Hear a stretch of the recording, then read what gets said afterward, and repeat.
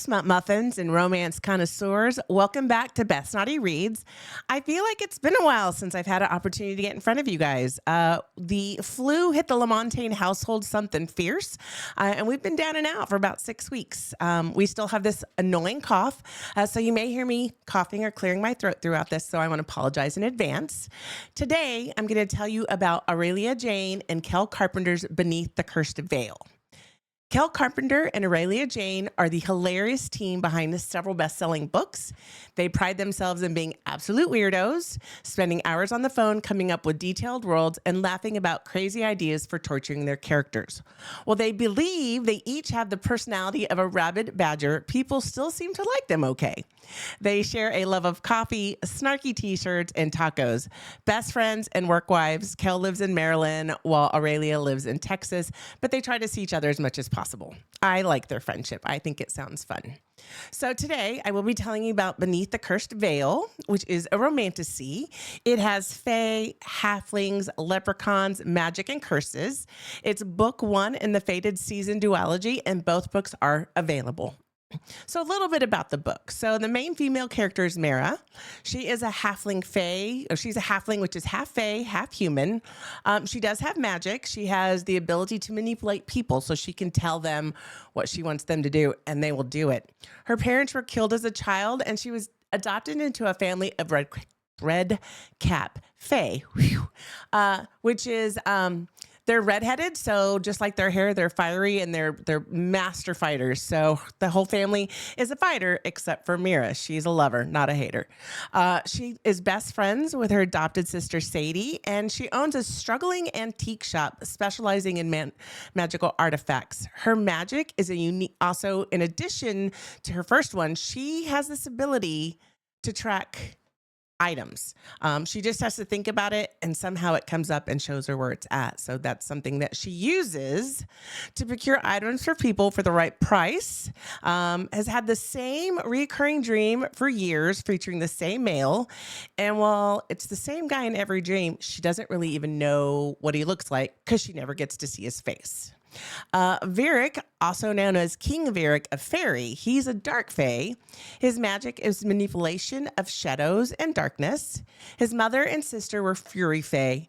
His father, King Diamos the Crazy, killed all the fury fae to include his mom and sister. I mean, what an a-hole, right? As we go through the story, we learn he's more than just dark fae. He also is dreaming about a woman. He has been for years. Their dreams, I'll tell you, are both very erotic. They are very physical in their dreams. And while they've never met, they think about each other often. He has unsuccessfully been looking for her for years. And despite searching the land, he's never been able to find her. He's beginning to believe that maybe she's not even real and just a figment of his imagination. Yes, honey. New thing, guys. Greg's going to pop in when he feels he has something to add. I have a question. Yes. What's the difference between a light fae and a dark fae? They're magic for one. They're Is just it like... Well, not all dark fae is bad, but they can do bad. Good. Yeah, kind of. But not all dark fae is bad and all light fae is good. It's just how they use their magic, So but they to have the different magics. Crew out there is listening in. Yes. I'm going to start getting in, listening and reading.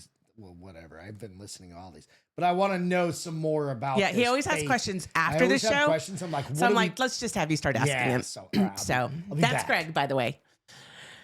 Let's see. His kingdom suffers an endless winter due to a curse placed by his father. Like I said, they called him the Mad King Demos. And so when the story opens up, we have Meera meeting Lou, who is a tricky leprechaun. She has procured an item for him, and she is meeting him to trade the item for money. Lou is basically a middleman to powerful people. So if people want something that's hard to find, they go to Lou, and Lou often goes to Meera to procure it. They pay him to get what they need, and then he gives a portion of that to Meera. He has another item he would like her to get with a huge payout, and she struggles with this because she says she's not going to work for Lou anymore after this last item procurement because it's just really hard, doesn't make her feel good.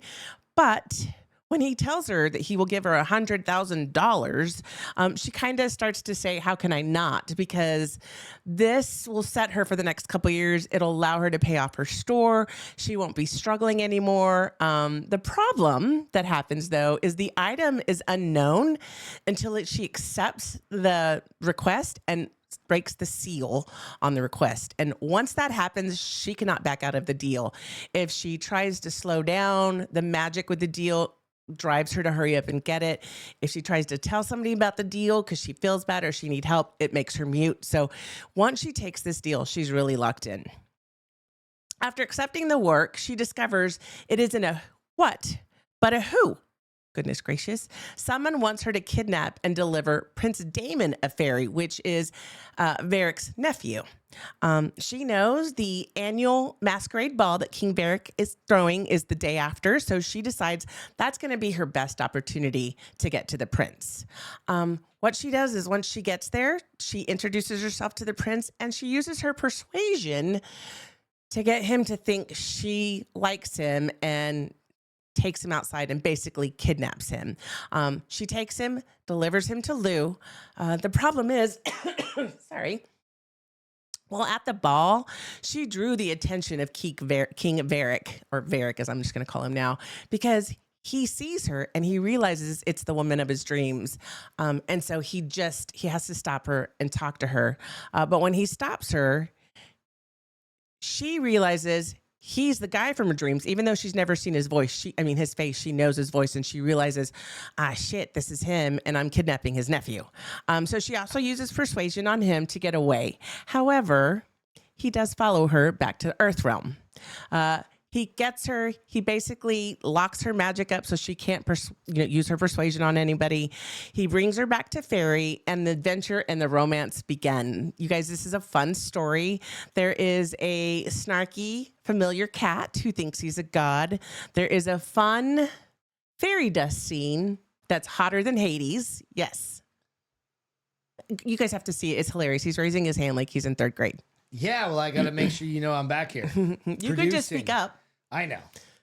The fairy dust thing. Yes. It's glitter. No, I know. How do we? It's just glitter. Is it just glitter? Can we get some? It's magic glitter. It's just. So basically, you go to like the Halloween store. You can go to Michael's. No, I'm kidding. So basically, the scene is it's in a brothel. Oh. And the madam uses it on her workers so that they want to have sex. Fairies banging everywhere. Yes, and so there's an incident where it ends up going everywhere, and she gets covered in it, but she's never experienced it before. So it's really, that girl gets a little horny. So it's kind of a fun scene to watch him work with her until he can get her alone. I have to ask one question before we get into your reviews.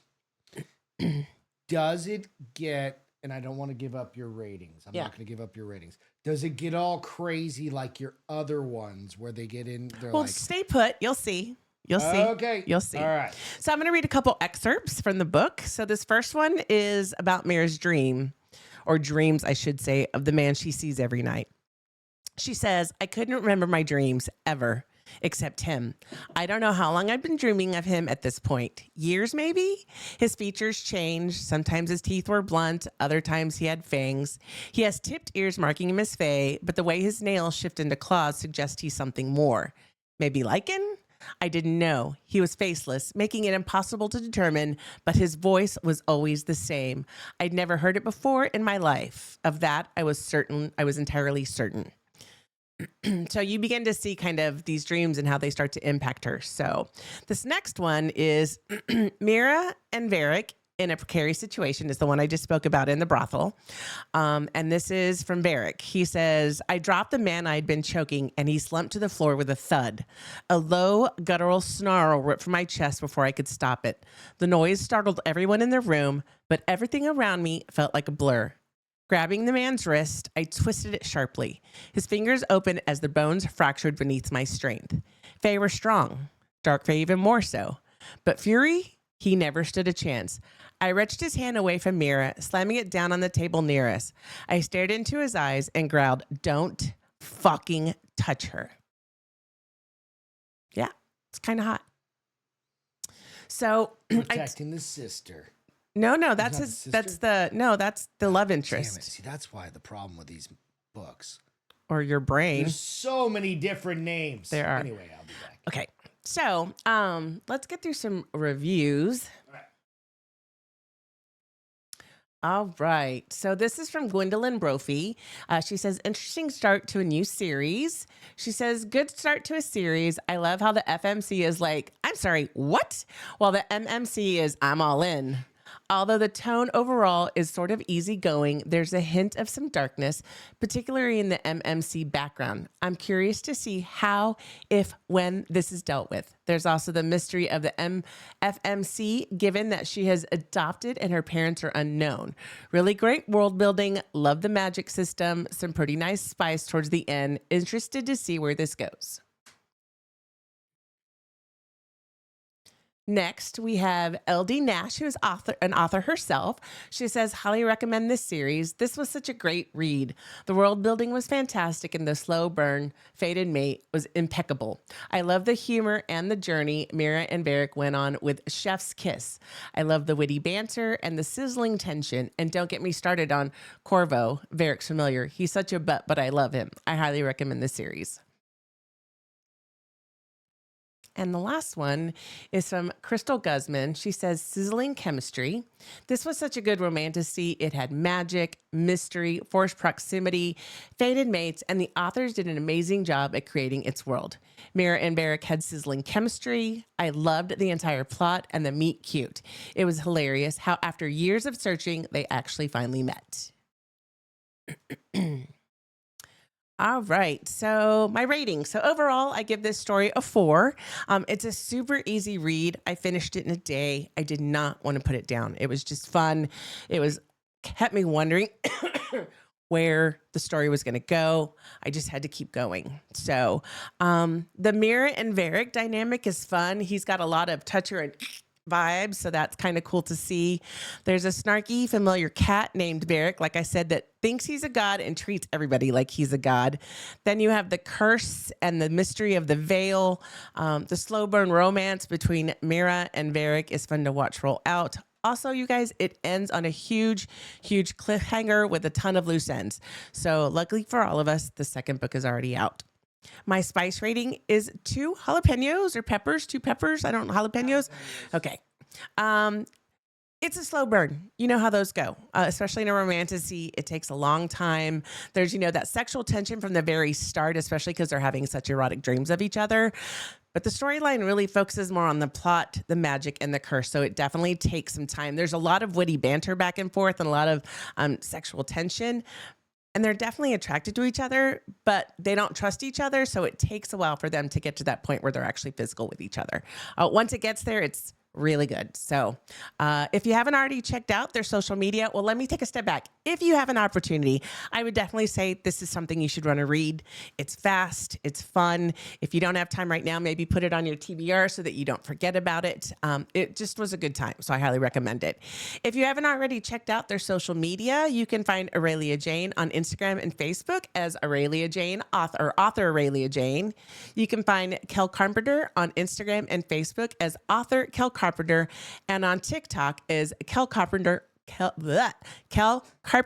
author. Go in, check them out, give them some follows and some likes.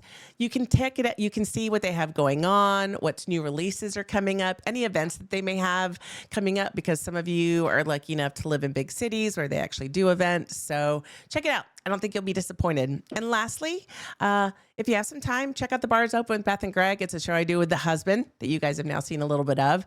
We get a little crazy, a little obnoxious, definitely inappropriate and silly, but we always have a damn good time. So if you have some time, check it out. Until next time, guys, I love you and I'll see you soon.